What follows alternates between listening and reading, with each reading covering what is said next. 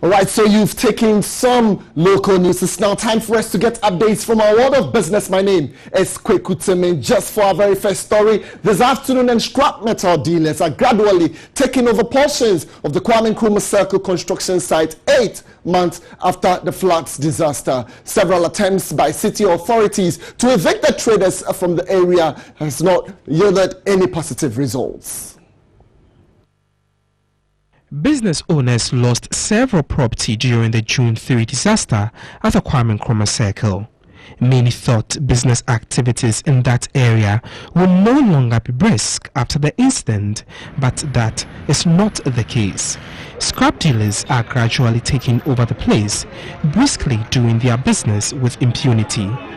And for the past 3 months, their numbers have kept increasing. However, these traders lament patronage of their goods is not any better. Some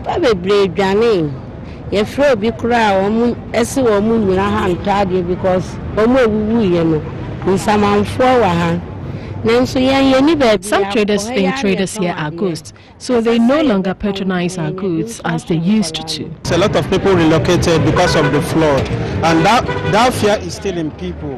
When the cloud change a little bit like it's raining, you see everybody closing, going home. It would be recalled that after the twin disaster on June 3, the issue of filth came up as a major cause of the flood. Until date, it is still a major challenge in the Circle area. The Odo River, which often contributes to the flood at the Circle area, is being dredged and debris are often left here, which eventually gets back into the lagoon. The dredging exercise, we're told, has been ongoing for the past 4 days. In other business stories, the Ghana Police Service aims to provide security for the collection of television licenses in the country. The Director General Services, COP James Opon Bonua, said the regional and district officers are to provide protection for license collectors. The collection of television license fees has started, but GBC fears opposition from certain communities. They therefore want to rely on the Ghana Police Service for protection as they embark on an exercise nationwide. A registration center for the payment of the television fees has therefore been opened at the Ghana Police headquarters to enable police personnel pay their TV license fees without a struggle. The center is to enable the police have time for other critical duties. There are 3 methods of payments: through electronic, payments at selected outlets across the country, and payments through mobile money. If I come to your place to pay TV license, that is our structures, and you don't pay, we serve you notice. We write to you about 2 or 3 times.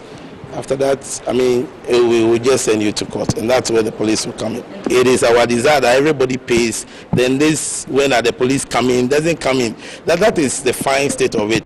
Failure to pay TV licenses will attract a fine of 3,000 Ghana cedis or a prison term of not more than a year.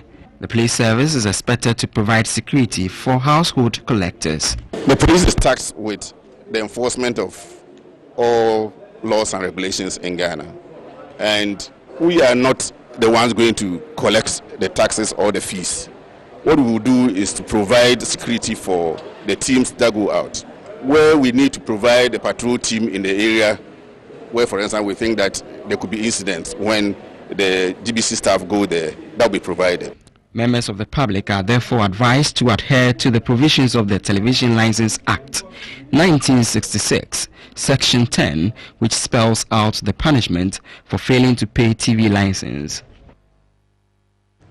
Now time for us to move to some energy matters, and here the African Center for Energy Policy, ACEP, says the Mineral Revenue Management Framework does not ensure prudent use of mineral revenue. The center is therefore proposing the adoption of a new one to check this. The proposal comes at a time when Parliament is considering the new Mineral Development Fund bill. The bill, when approved, will allocate more resources to mining communities for development.